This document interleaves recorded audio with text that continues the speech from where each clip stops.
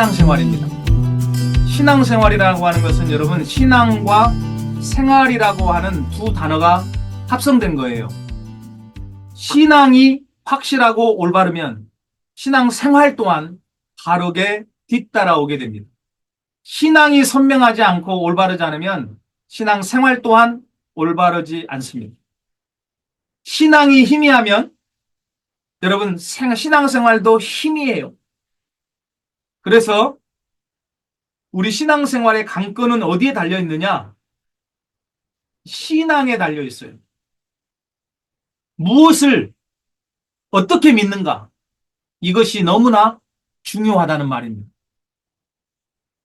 이제 참으로 예수님을 하나님의 아들 그리스도와 내 삶의 주인으로 믿는다고 고백을 했습니다. 그렇게 믿는 자는, 예수님을 하나님의 아들 그리스도와 내 삶의 주인으로 믿는 자는 어떻게 살아갈까요? 참으로 믿는다면 어떤 생활을 해야 합니까? 많은 것으로 우리가 설명할 수 있겠지만 언약과 순종의 관점에서 설명하면 우리는 아주 간단하게 답을 찾을 수 있을 것 같습니다. 첫 번째로 언약에 대해서 말씀드리고 싶네요. 언약의 첫 번째로 행위 언약이 있습니다. 율법이지요. 하나님께서 아담에게 주신 언약이 바로 행위 언약입니다. 창세기 2장 16절 17절 읽습니다. 여호와 하나님이 그 사람에게 명하여 이르시되 동산 각종 나무의 열매는 네가 임의로 먹되 선악을 알게 하는 나무의 열매는 먹지 말라. 네가 먹는 날에는 반드시 죽으리라 하시니라. 이 행위 언약에 필요한 유일한 한 가지 조건이 있어요. 순종입니다. 순종. 하나님께서 이 행위 언약 율법에 순종할 것을 요구하셨어요. 그러나 결국 아담은 그것에 순종하지 못하고 언약을 깨뜨리게 되죠. 지키기 쉬웠고 유일한 한 가지 언약이었고 순종만이 요구된 언약이었는데 언약을 지키는 것에 실패해 버렸습니다. 언약의 실패로 결국 어떤 일이 벌어집니까? 인류와 온 세상은 이 세상 가운데 저주가 들어왔고요. 고통이 들어왔고 비참한 상태가 되어버렸습니다. 이때 하나님께서는요. 인류와 세상을 구원할 은혜 언약, 즉 메시아 언약을 우리에게 주시게 돼요. 이 은혜 언약은 메시아를 통해서 이루실 구원의 언약이라고 할 수 있습니다. 행위 언약, 다시 말하면 율법으로는 온전한 구원을 이룰 수 없음을 아시고 사랑과 용서의 은혜 언약을 주신 것입니다. 성경 전체를 통해서 이 은혜 언약으로서 그리스도가 오실 것이고 오셨고 다시 오실 것이 예언되어 있습니다. 메시아 그리스도의 탄생, 고난과 죽음, 부활, 승천, 성령 강림, 주의 재림이 그것입니다. 그렇다면 좀 더 구체적으로 왜 첫사람 아담과 하와가 언약에 실패했을까? 한번 살펴보겠습니다. 첫 번째로 하와가 먼저 언약에 불순종을 했고요. 아담도 언약을 불순종합니다. 창세기 3장 6절입니다. 여자가 그 나무를 본즉 먹음직도 하고 보암직도 하고 지혜롭게 할 만큼 탐스럽기로 한 나무인지라. 여자가 그 열매를 따먹고 자기와 함께 있는 남편에게도 주매 그도 먹은지라. 먼저 언약을 불순종한 자는 아내 하와였지요.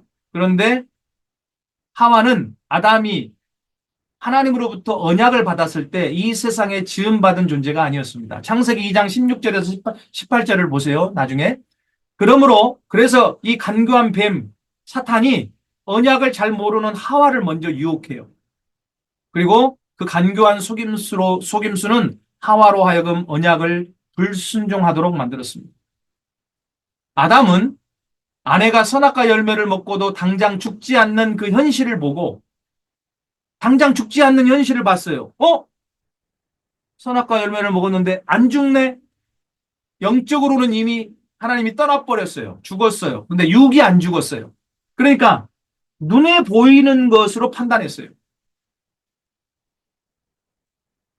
그래서 언약에 대한 믿음, 이 언약에 대한 믿음은 눈에 보이는 거예요? 안 보이는 거지요. 영적인 차원이에요. 언약에 대한 믿음은 눈에 보이지 않는 영적인 차원이에요. 그런데 눈에 보이는 그 현실, 그 현실, 아직 죽지 않은, 육체가 죽지 않은 그 갈등 속에서 결국 아담은 현실을 택하게 돼요. 하와는 언약을 잘 몰라서 불순종했어요. 그런데 아담은 언약을 다 알았어요. 그런데 온전히 100% 믿지를 못했어요. 뭐 95%까지 믿었다고 칩시다. 5% 믿지 않았어요. 근데 5% 믿지 않은 그 결과가 어떤 결과를 냅니까? 불순종, 죄를 짓게 되는 거예요. 언약을 잘 몰랐든지, 알았어도, 잘 알았어도 온전히 믿지 못했든지, 결국 결과는 똑같았어요. 모두 언약에 실패한 자들이 되어 버렸습니다. 언약의 실패의 대가는 인류 역사에 너무나 큰 것이었습니다. 너무나 컸어요. 그로 인해 세상에는 비참한 저주, 끔찍한 고통이 들어왔고 인간은 저주와 고통과 죽음과 결국 불지옥의 심판에 이르게 됐습니다. 우리 삶 속에서도요, 항상 현실, 눈에 보이는 현실, 그리고 눈에 보이지 않는 영적인 차원의 언약, 말씀이, 믿음이 서로 갈등을 일으킬 때가 있어요. 그럴 때 아담처럼 언약의 말씀이 당장 실현되지 않는다고 현실을 택하는 어리석음을 범하지 말아야 합니다. 우리가 잘들 알듯이 그 아브라함이 언약의 말씀을, 약속의 말씀을 온전히 100% 믿지 못했을 때 어떤 일이 벌어졌습니까?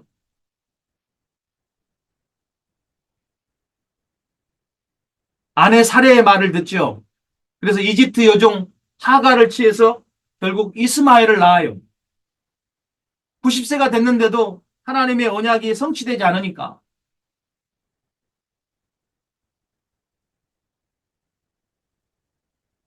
그런데 언약의 후손인 이삭이 결국 태어나지요. 그 후로 그 이스마엘의 후손들과 이삭의 후손, 지금 그 아랍국들과 이스라엘이 지금 이스라엘 사이에 어떤 일이 벌어지고 있는가를 여러분 보세요.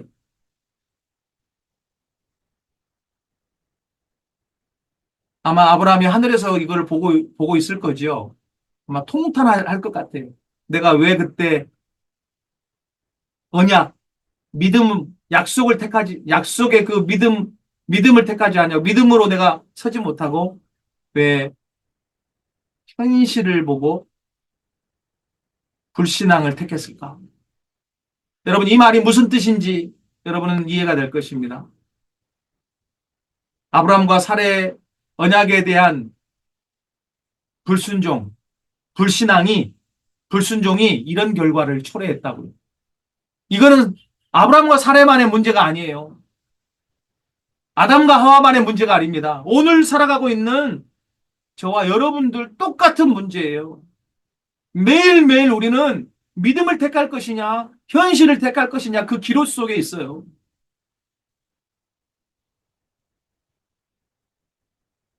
아브라함의 조카 롯의 선택처럼 눈에 보기에 좋은 기름진 소알 땅, 여러분 소돔과 고모라 땅을 택했잖아요. 그 결과가 어떠했는지 여러분 아시잖아요. 여러분 호세아서 6장 7절에 보면 결국 아담과 하와의 후손인 이스라엘도 아담처럼 언약을 범했다고 나옵니다. 그들은 아담처럼 언약을 어기고 거기에서 나를 반역하였느니라. 아멘. 언약을 어긴 그것이요. 어긴 그 행동은 언약을 주신 하나님을 반역하는 행위래요. 반역. rebellion. rebel. 반역했다라는 거예요. 언약을 어긴 것이. 얼마나 무서운 말입니까? 그래서 그 불순종의 결과는 참으로 참담했죠. 로마서 5장 19절 시작. 한 사람이 순종하지 아니함으로 많은 사람이 죄인 된 것 같이 한 사람이 순종하심으로 많은 사람이 의인이 되리라. 한 사람의 언약의 불순종은 그 후손들이 죄인 되게 만들었고 하나님과 단절되게 되었고 그로 인해 수많은 고통과 저주, 죽음과 심판 등 인생의 비참한 상태를 초래했습니다. 그러므로 우리는 불순종의 길을 걷지 말고 100%, 95%도 말고 100% 순종하신 그 예수님 붙잡고 하나님의 언약을 온전히 믿고 순종하는 삶을 살아야 합니다. 그렇다면 세 번째로 언약을 믿고 순종하는 삶이 뭘까요? 자, 로마서 1장 5절 그로 말미암아 우리가 은혜와 사도의 직분을 받아 그의 이름을 위하여 모든 이방인 중에서 믿어 순종하게 하나니. 바울 사도는 자신의 사역을 한마디로 모든 이방인 중에서 믿어 순종하게 하는 사역이라고 표현했습니다. 예수님이 그리스도라는 복음을 믿고 예수님의 말씀에 순종하도록 하는 사역. 로마서 16장 26절 시작. 이제는 나타내신 바 되었으며 영원하신 하나님의 명을 따라 선지자들의 글로 말미암아 모든 민족이 믿어 순종하게 하시려고 알게 하신 바 그 신비의 계시를 따라 된 것이니 이 복음으로 너희를 능히 경고하게 하실. 아멘. 이뿐 아니라 이 땅에 복음을 주신 이유가 뭐냐? 모든 민족이 이 복음을 믿어 순종하게 하려. 모든 민족이 복음을 믿어 순종하게 하려. 베드로전서 1장 2절 곧 하나님 아버지의 미리 아심을 따라 성령이 거룩하게 하심으로 순종함과 예수 그리스도의 핏부림을 얻기 위하여 택하심을 받은 자들에게 편지하노니 은혜와 평강이 너에게 더욱 많을지어다. 베드로 사도 또한 부름받은 자들, 택하심을 받은 자들이 순종해야 할 것을 언급했습니다. 여기 핵심 키워드가 뭔지 아세요? 믿어 순종하게. 믿어 순종하게. 즉 믿음과 순종입니다. 정말 절대적으로 100% 믿으면 행동으로 순종하게 되어 있어요. 믿음과 행위가 하나인 것입니다. 믿음과 행위는 뗄래야 뗄 수 없는 불가분의 관계입니다. 진실로 믿으면 순종합니다. 순종하여 행한다는 것은 진실로 믿기 때문입니다. 믿음이 있고, 물론 믿음이 있어요. 그 후에 순종이 있습니다. 순종은 그 믿음을 확증하는 행위입니다. 그래서 아브라함이 그 순종의 행위로가 아니라 먼저 그의 믿음이 하나님 앞에 의롭다고 여겨졌다고 로마서 4장 3절 9절에서 말씀하고 있고요. 히브리서 11장 8절에서 그 믿음으로 부름을 받았을 때 갈 바를 알지 못하고 나갔다고 했어요. 믿음으로 갈 바를 알지 못하고 행동을 했습니다. 순종했습니다. 히브리서 11장 17절에 시험 받을 때 믿음으로 이삭을 드렸습니다. 하나님께서 이 이삭을 통해서 결국 기업을 이어주시겠다고 했으니 이 이삭을 하나님께서 반드시 부활시켜 주시리라 하는 그 믿음이 아브라함에게 있었던 거죠. 언약을 진실로 믿는 자는 행동으로 순종합니다. 그래서 여러분 진실로 믿는 자, 언약을 진실로 믿는 자는 행동으로 순종합니다. 우리 주님의 순종은요, 우리 주님은 자발적 복종, 순종을 원하십니다. 우리의 순종이 온전하게 될 때를 기다리십니다. 고린도후서 10장 6절 너희의 복종이 온전하게 될 때에 모든 복종하지 않은 것을 벌하려고 준비하는 중에 있노라. 그럼 여러분 우리는 어떻게 순종해야 됩니까? 어떻게 순종해야 될까요? 첫째로 자기를 부인하고 자기 십자가를 지고 예수님을 따라감으로 순종해야 합니다. 마태복음 16장 24절 읽습니다.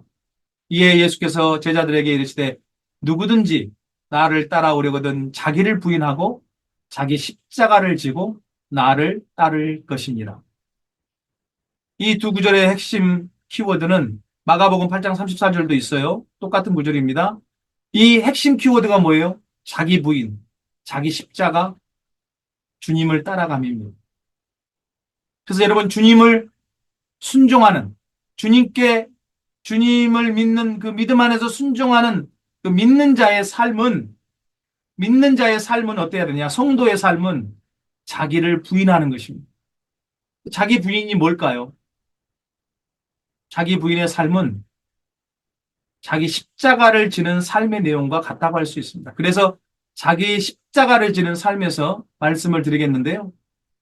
그리스도와 함께 자기 십자가를 지는 것, 이것이 주님을 순종하는 믿는 자의 삶입니다. 로마서 6장 6절입니다. 시작.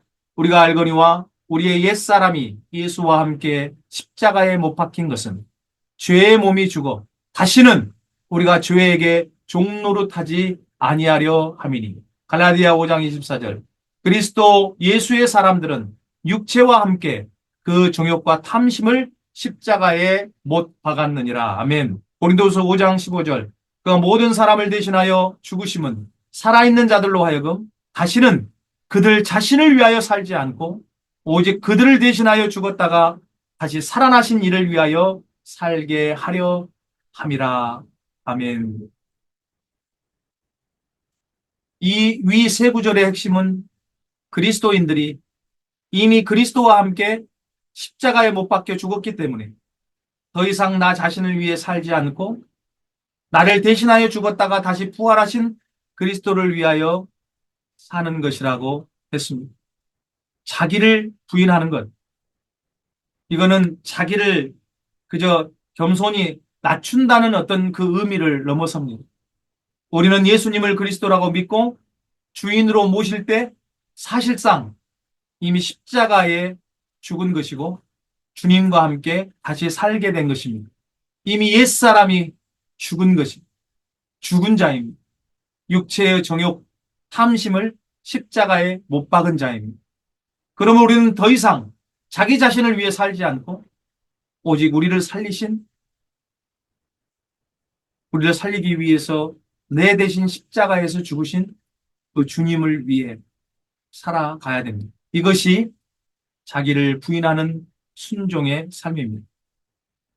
그럼 자기 십자가를 지는 삶이란 뭘 의미하는 걸까요? 십자가는 단순히 고난만을 의미하지 않습니다. 사도들, 제자들이 그러했듯이 영혼 구원, 세계 복음화를 위해 고난의 십자가, 그리고 자기 십자가의 목, 그 분깃을 담당하는 것이 십자가를 지는 순종의 삶이 될 것입니다. 세 번째로 주님을 순종하는 믿는 자의 삶은 예수 그리스도를 따르는 것입니다. 따라가는 것. 마태복음 4장 19절 말씀하시되 나를 따라오라 내가 너희를 사람을 낚는 어부가 되게 하리라 하시니. 예수 그리스도를 믿고 순종한다는 것은 그분을 따르는 것, 추종하는 것을 의미합니다. 예수 그리스도를 따르는 삶이 무엇을 의미합니까? 주님을 따른다는 것은 사람을 낚는 어부, 복음 전도자가 되는 것입니다. 주님께서 제자들을 부르실 때 나를 따라오라 명령하십니다. 동시에 따라오라는 분명한 목적과 동기를 주십니다. 그것은 사람을 낚는 어부가 되게 하겠다는 것입니다. 복음이라는 그물을 세상이라는 바다에 던져 세상 죄 속에 빠져 허우적대고 있는 그 물고기 같은 죄인을 건져내시겠다는 것입니다. 주님을 따르는 자들은 복음을 증언하고 전파하는 전도자로서의 순종의 삶을 살게 되는 것입니다. 요한복음 8장 12절 예수께서 또 말씀하여 이르시되 나는 세상의 빛이니 나를 따르는 자는 어둠에 다니지 아니하고 생명의 빛을 얻으리라. 아멘. 이렇게 주님을 따르는 자들은 생명의 빛을 얻게 돼요. 역설적으로 그래서 먼저 주님을 따르는 자들은 본인이 어둠에 다니지 않고 생명의 빛 가운데 거해야 되고 동시에 다른 사람들이 어둠에 다니지 않고 생명의 빛을 얻을 수 있도록 빛된 삶을 살아야 됩니다. 그리고 그 빛을 전달해 줘야 됩니다. 그 빛을 증언해 줘야 됩니다. 요약하자면 예수 그리스도를 순종하고 믿는다는 것은 다음을 의미합니다.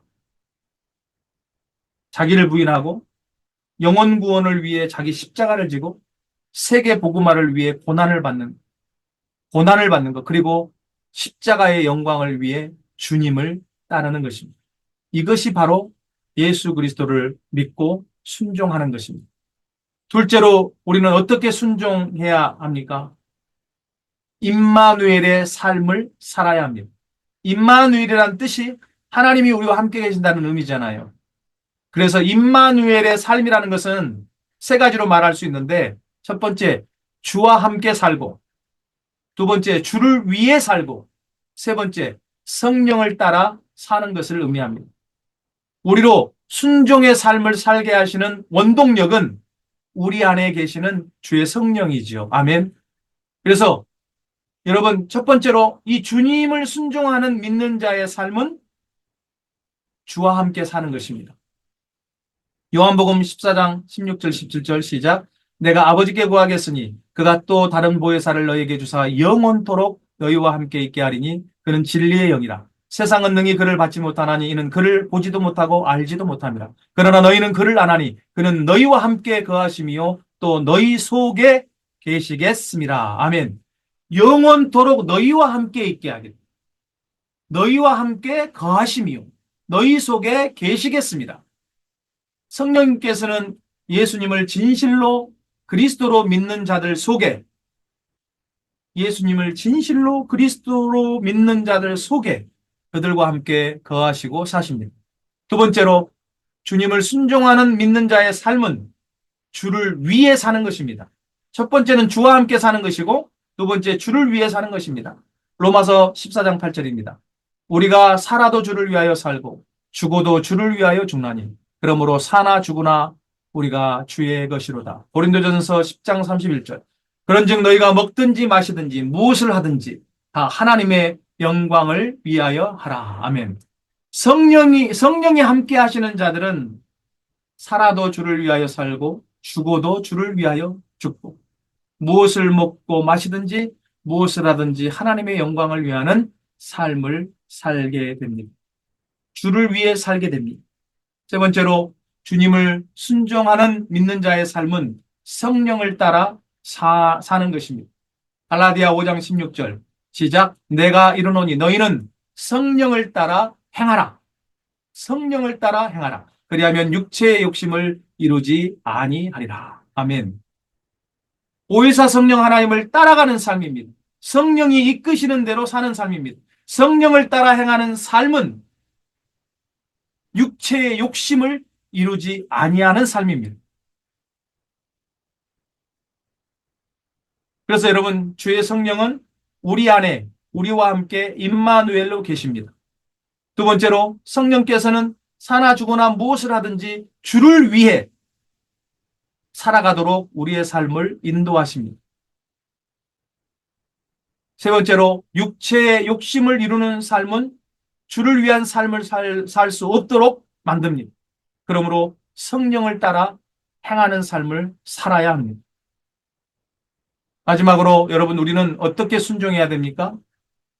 주의 재림 언약을 믿고 순종해야 됩니다.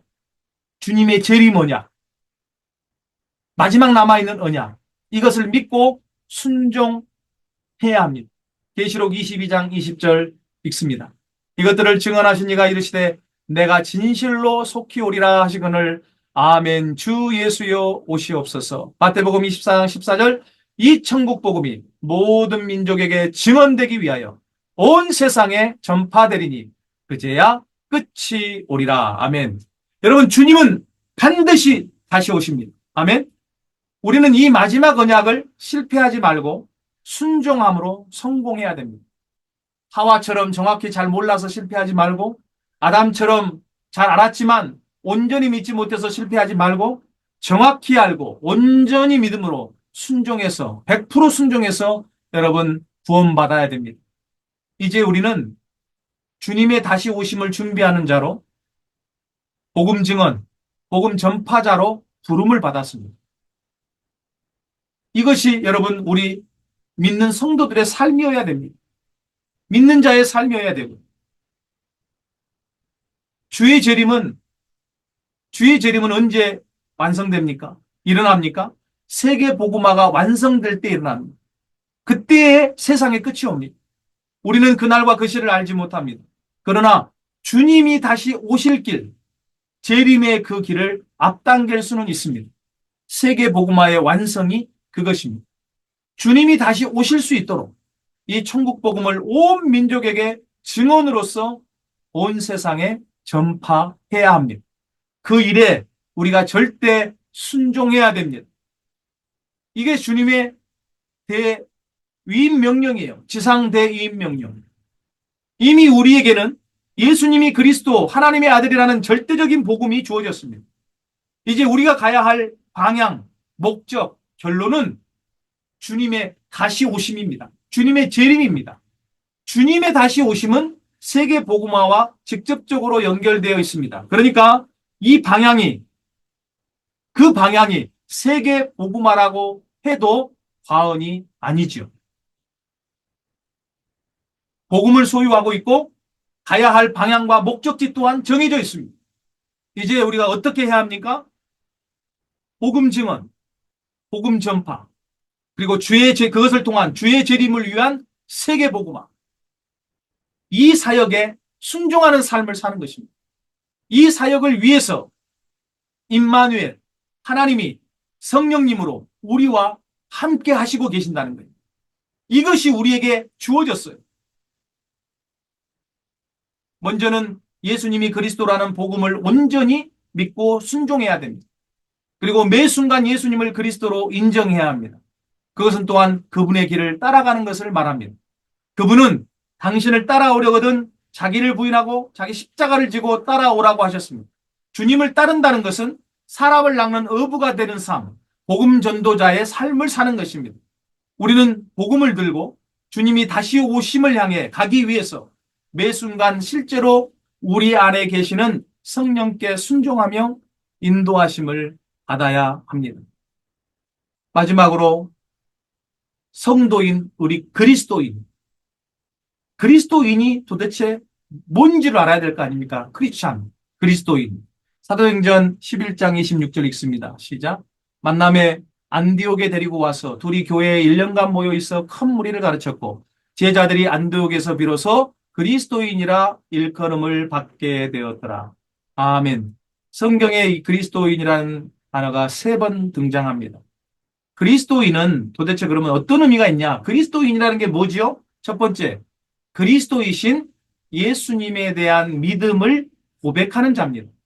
어떤 상황 가운데서 죽음 앞에서도 예수님을 그리스도로 고백하는 자. 그게 그리스도인입니다. 두 번째로 크리스티아노스, 헬라어로 크리스티아노스, 그리스도에 속한 자란 뜻입니다. 그리스도인은 그리스도에게 속한, 그리스도의 것, 그리스도의 소유라는 의미입니다. 세 번째로 그리스도인은 그리스도를 닮은 자라는 의미입니다. 자식이 부모를 닮듯이 그리스도인은 그리스도를 닮습니다. 그리스도의 말과 행동을 닮습니다. 그리스도의 성품과 인격을 닮습니다.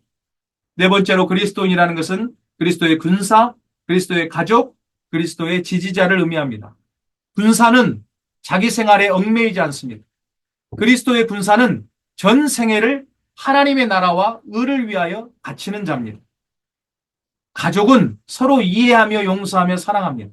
그리스도의 가족은 사랑으로 묶인 공동체입니다. 지지자는 항상 변호하며 용기를 주며 후원합니다. 그리스도의 지지자는 그리스도를 옹호하고 변호합니다. 다섯 번째로 그리스도인은 그리스도를 따르는 자, follower, 그리스도의 추종자입니다. 추종자는 추종하는 자의 발자취를 항상 따라갑니다. 그 발걸음을 놓치지 않습니다. 그리스도의 추종자는 그리스도의 발자취를 따라가는 삶을 살기 위해 몸부림치고 또 몸부림칩니다.